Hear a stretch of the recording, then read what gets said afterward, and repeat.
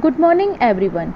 I am Dr. Tanuja Jain, Associate Professor, Vision College of Management, Chittorgarh. Today I am discussing on Green Human Resource Management, its importance, policies and procedure. Firstly, we have to discuss that when Green Human Resource Management is originate. It is originated in 1996 from the contribution by Vermeer, who edited a book titled Greening People, Human Resource and Environmental Management. The content included in my studies are definition of green human resource management, needs of GHRM, green human resource management practices, importance of green human resource management, its disadvantages and conclusion. So what is green human resource management? Green HR is the use of HR policies to promote the sustainable use of resources within business organization and more generally promotes the cause of environmental sustainability. Basically, it is defined as the integration of environmental management into human resource management. So, green HR involves two essential elements. First is environmentally friendly HR practices and second is the preservation of knowledge capital.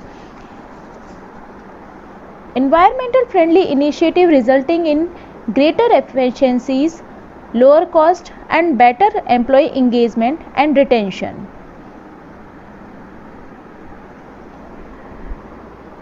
Now what is the meaning of green in the context of HRM? The meaning of green in the context of HRM are: it is conservationist, preservationist, non-polluter and maker. Conservationist means that he or she does using the natural environment at the minimum level so that future generations will be able to utilize it. And preservationist are the persons who does keeping the natural environment in its original form and protecting it from harm, loss or negative change. Non-polluters are preventing from contaminating the water, air, atmosphere, etc. through unpleasant and poisonous substances and waste. In other words, he or she becomes a guardian against behavior and outcomes that will ultimately endanger the planet or earth where humans and non-humans are living. Next, maker does creating gardens and looking like natural places. In other words, we can say that he or she intentionally builds parks and places which have plants, trees and grass. So, when an employee performs above 4 roles, he or she becomes as green employee. So, we can say that green employees is a nature lover or an eco activist. Now, what are the need of GHRM? In other words, what we required for GHRM? We requires for it ecological footprints, and we have to concentrate on social and environmental factors, and it requires a positive joint effort by everyone, and employees are more committed for it. So the requirements for green HRM are green competencies, green attitude, green behaviors and green result. What is green competency? Green competency are the knowledge and skills in respect of greening. Without this knowledge and skills, it is not possible for the employee to become a green employee. And green attitude, in the green attitude, the employee needs to have a right attitude of greening. It means he has appropriate belief, feeling and intention to behave with regard of greening. And green behavior has 3 parts, that are green organizational citizenship behavior, green interpersonal citizenship behavior and green official behavior. Green organizational citizenship behavior means as the extent to which the employee engage in positive action aimed at helping the organization as a whole to achieve greening. Its examples are we have to use natural water rather than refrigerated water, use both sides of paper when writing or printing or photocopying, come to work by walking or bus or train, use natural light when working, put plants in the working to absorb pollution, work with a minimum number of bulbs, and we can reuse many items at the office such as jugs, cans, bottles, etc. And green interpersonal citizenship behavior, it is defined as the extent to which the employee engages in positive action aimed at helping specific co-employees to do their green work. The examples of it are stimulate others to become green, answer questions asked by others about green positively, teach others about how to become green. And green official behavior is the in which employee engages in official duties assigned by the superior with regard to greening.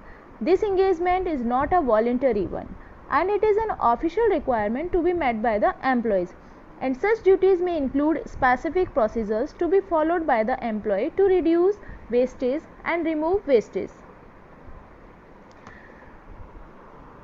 Now we are coming on green HRM practices. We all know about the HRM practices, that are recruitment, performance management, training and development, compensation, etc. But when we attach the word green in HRM practices, then it is called green HRM practices.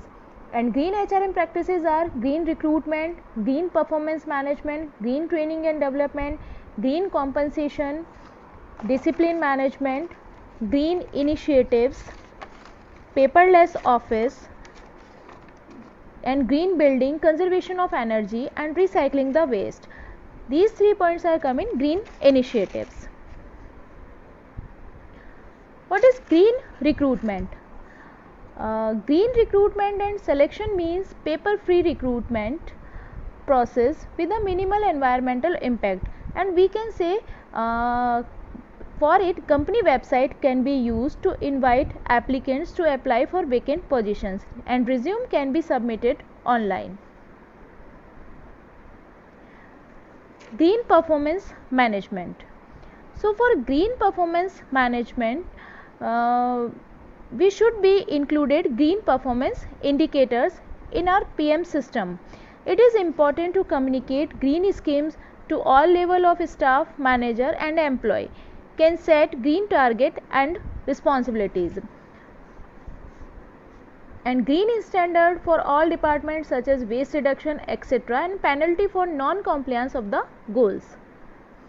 Green training and development is conducted to the employees in order to educate them about the environment. Creating environmental awareness among the workforce by conducting seminars and workshops at organization level is also important to achieve good environmental performance. And train the employees how the energy can be conserved, and train them with best business practices enthusiasm with green initiatives. Green compensation means monetary and non-monetary and recognition based environmental reward system, and monthly bonus can be provided based on performance outcomes in environmental balance. And to motivate managers and non-managerial employees on corporate environmental management initiatives, green reward management has significant contribution. And organization can practice it in 2 ways, such as financial and non-financial, and we can discuss this earlier.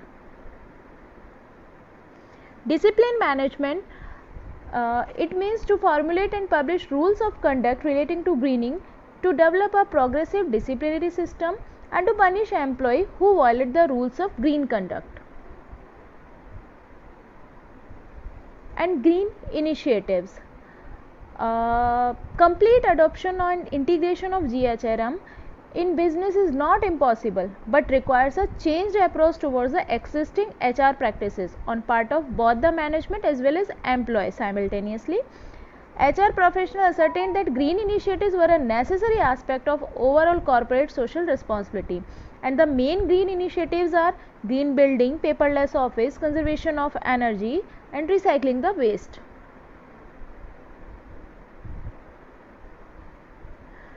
And now the important topic, that is the importance of GHRM. So what are the importance of GHRM? GHRM or Green Human Resource Management is important. Why? It is important to avoid or minimize global warming, to avoid or minimize natural disasters like acid rains, red rains, tsunami, etc.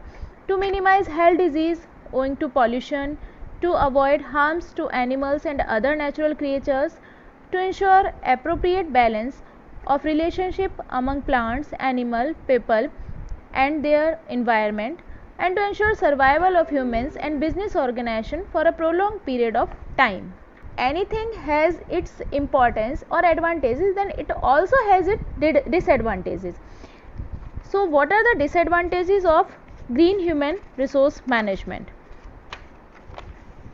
The disadvantages of green human resource management is it is costlier process, and it is the greatest disadvantage of going green is that it often require a large initial cost.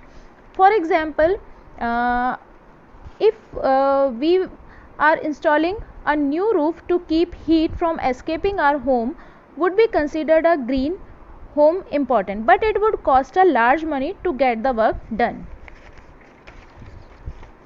And second disadvantage is inadequate saving.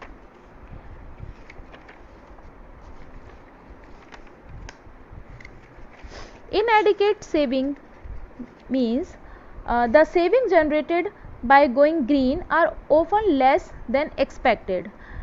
Third disadvantage is increased capital outlay. Some green conversion require an initial cash outlay that decreases the firm's bottom line performance. While the investment is paying for itself, this can decrease the earning of a firm. Next is uneven competition. We can understand it with an example. That is, if one company decided to adhere to strict self-imposed pollution standard which require the installation of new technology and workers, while another sets loose standards, the second company will be an advantage since they will have lower production cost. Next is marginal impact. While going green is focused on reducing harm to the environment, the impact that any specific individual can have on the environment by going green is often negligible. And last is employee apathy and reluctance. Many employees feel that it is not their responsibility to protect the environment while they are at work, but the newly educated workforce is emphasizing on environmental management consciousness when they choose their employees. And last but not least, we can conclude our topic. The conclusion are the GHRM practices identified in the section may have a role to play in improving not only the environmental performance but also the financial performance of the organization. The GHRM practices analyzes here are likely to improve employee well-being in the workplace, not least through improving the working environment and satisfying the needs of an increasingly environmentally aware workforce. In sum, we believe that GHRM has the potential to contribute positively to both employee well-being and improved organization performance. Green human resource helps in achieving greater efficiency and lower cost within a process, reducing and eliminating ecological wastage and refurnishing HR products, tools and procedures. Organization can improve their environmental performance in a more sustainable manner than before. So think peace and live green. Thank you.